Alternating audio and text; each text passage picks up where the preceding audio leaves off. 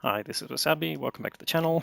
The topic of this video is the Concept 1B, which is the new reward tank from Ranked Battles Season 2, which started today and runs until the 16th of November.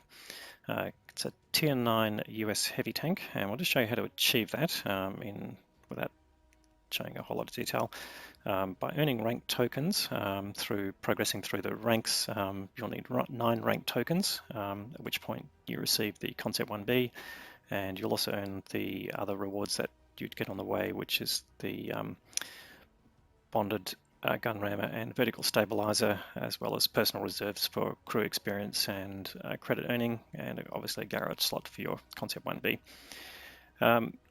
So what we're going to do now is look at the characteristics of the tank. So let's go back to the garage, and I've got a rental 1B, which we'll use. Now, it's not suitable for ranked battles. There's only certain tanks that can be used for ranked. So just ignore that for the moment. We'll switch out of that in a second.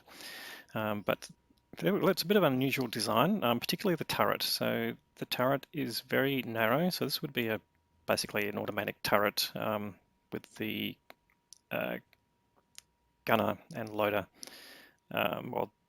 down in the hull, it looks like, and the turret position is just for the commander, it looks like, with the turret cupola right at the back of the turret there. But you can see from the shape of the turret that it looks like it gives you good gun depression, and we'll look at that in a second, as well as good gun elevation. Probably needs the gun to elevate to load as reason for the crew in the hull there. So this would give it as low a profile as possible.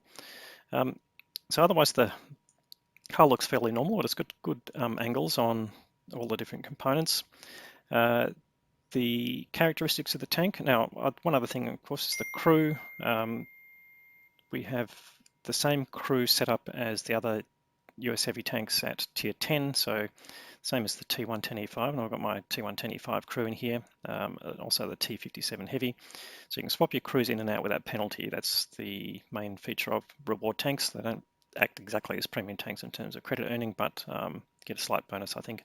But the main benefit is the crew training, that you can move crews in and out without having to retrain and without getting any penalties. So you can see I've got a BIA crew in there, and I've put vents on in the primary slot there, as well as vertical stabilizer, which you can mount on this tank, and the gun rammer. And we'll put the standard service items on there.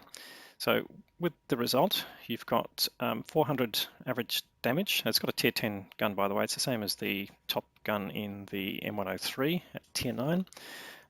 Same average penetration, 258 with standard rounds and 310 with premium rounds. The standard rounds are APCR and with a gun velocity of just under 1500 meters per second. So excellent gun velocity there, and will make it good for shooting at EBRs, for example.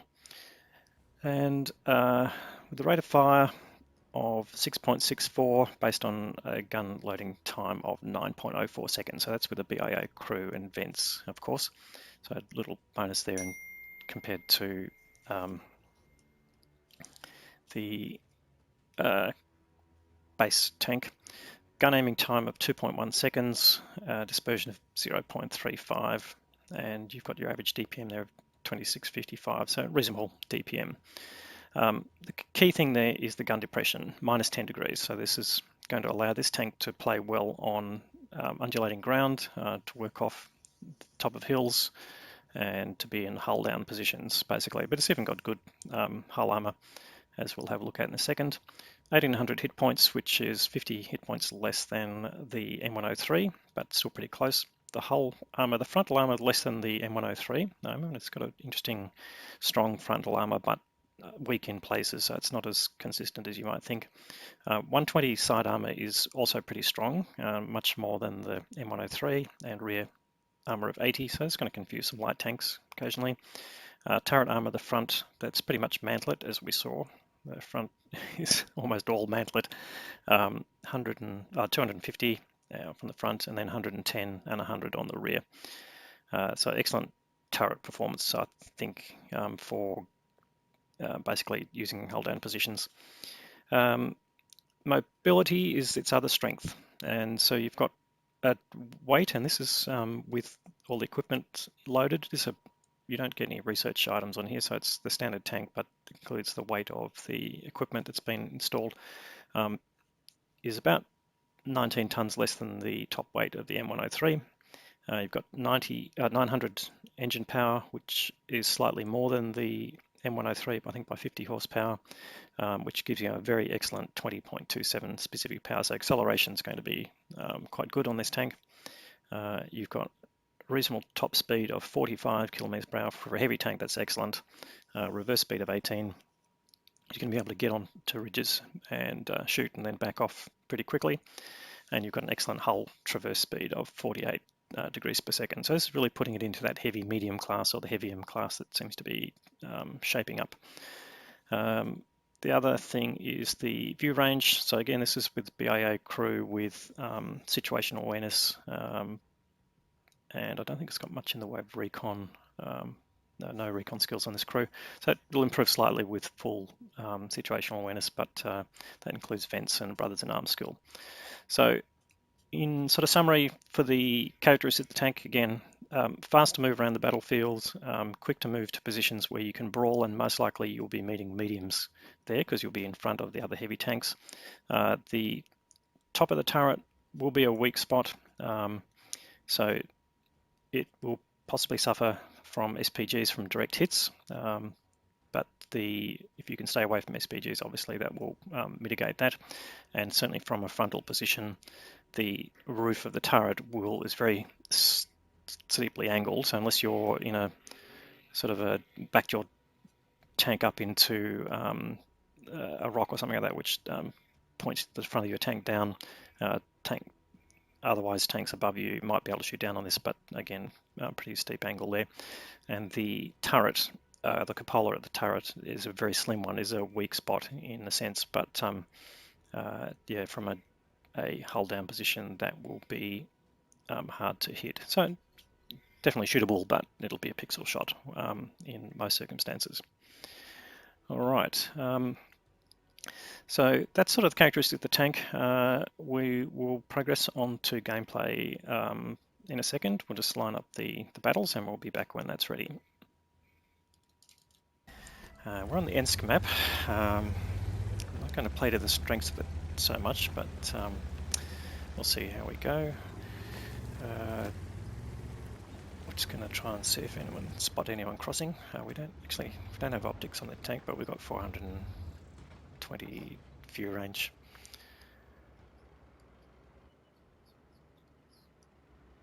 All right, so I'm not spotting anyone at this point, so we'll see if we can find another spot. Someone spotted the GW Tiger and he must have been hit by Artie. So object 263 there, I don't particularly want to tangle with him at this point. We are top tier in this game. It's tier 8 and tier 9. We're just going to again look for opportunities to take damage out of tanks. We're just moving around, see if we can get hull down spots that may pay off. I don't think this position is going to be all that useful, but we noticed the LT-432 who was spotted at the end of the tracks has come up, and we try and put a snapshot into him. We just hit his tracks, typical Russian tank. But and we don't pick up any assist, unfortunately, but because he repairs before he gets killed. That was a bit of a waste of that tank, but he must have thought, yeah, he wasn't going to come out with anything.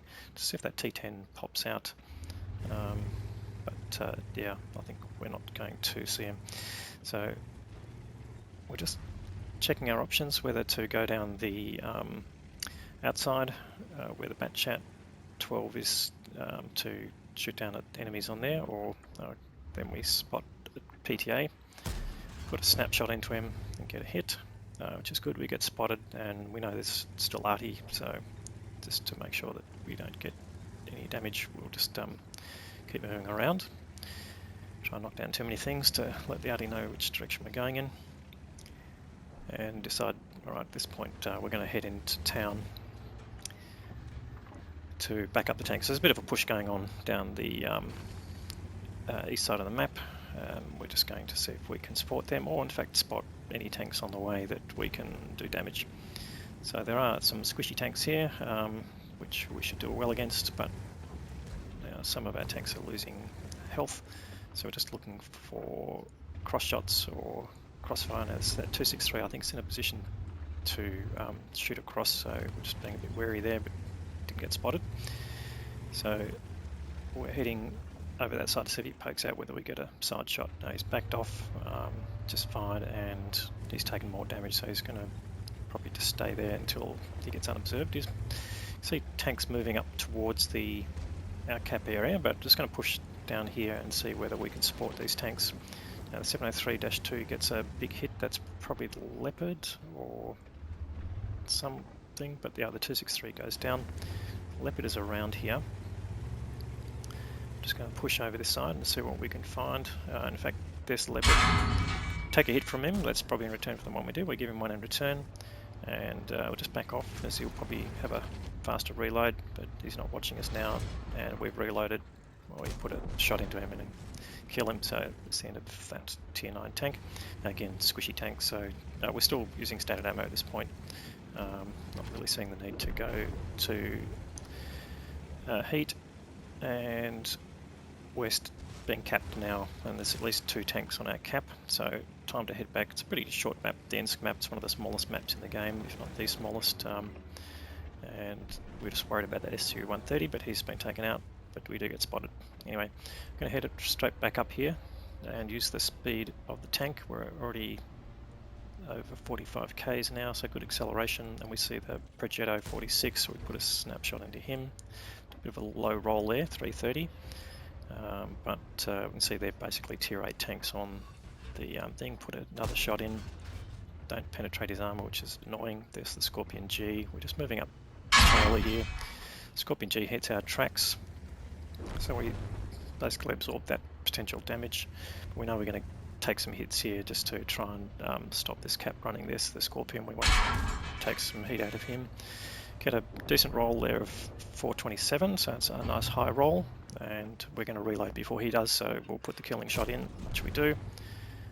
This the Wheezy 120, we just blocked some more damage, and we'll see if we can get the Wheezy. In fact, he's not even looking at us. We take another shot into the tracks from the standard B. We hit the Wheezy, he's seen where we are, and let's see, try and ram him, but we don't get any damage out of that. Standard B hits us again, the Wheezy hits us. We kill the Wheezy, and we take a hit from the Arty. Now we think about pushing on this standard B. Might be in reload at this point, but not really sure if that's the case. Think about it, but then decide to back off there, and we notice the Pantera's running down the track, trying to shoot our own teammate. We'll put a big hit into the Pantera, and we're just ticked over 3,000 damage. We'll see if we can try and get the kill shot on this Pantera. Now he's running away. It's this Tilbury Strat, and he's the second last tank left, and there's still Arty. I'm not sure where the Arty is. Rather than getting onto cap and trying to cap, we'll see if we can cut this Pantera off. So I'll try and grab this gap here that the 263 was using. Pantera looks like moving up, and is he going to come out? He hasn't yet, but we'll move up to the building. Tanks are starting on cap. Will he turn around and try and shoot them, or will he come out this way and try and come up from a different direction? In fact, here he comes, and we snap him. He bounces off us, and we get the kill shot, and we turn around to go and look for the Arty. But unfortunately, with our 47 hit points left, the Arty gets spotted in the field, so I don't think it'll last that long. This Ensk is a small map, so we've done alright, 3,400 damage, which is a little bit more than the hit points of our tank. Not quite double, but still decent result. And we'll just follow the tanks and see if they can catch up with the Arty and get rid of him like they should. So we actually managed to get 4 kills, which looks like the most, but again, mostly tier 8, so I'm not sure if we managed to find a tier 9 after that. But yeah, we didn't think we were going to get much use out of the main strengths of this tank. There goes the Arty, misses, and the Charfateur 4, which is another reward tank, finishes him off, and that's the end of the game. Let's go and have a look at the results.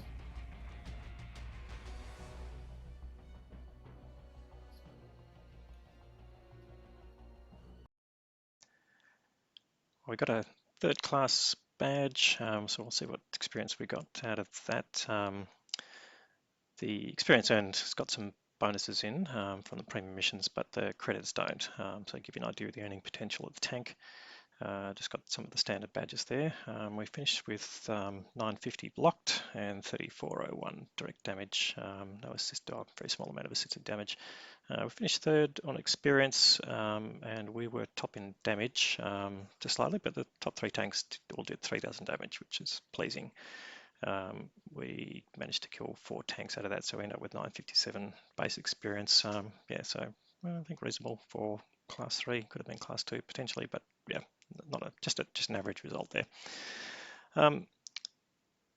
To get that, we fired 12 shots, all 12 hit, so that was quite reasonable. Again, small map though, so distances are short. 10 penetrations gave us our 3,400 damage. And we still end up with 23,000 credits after paying for the total loss of the vehicle and the ammunition spent. So all around, yeah, quite reasonable.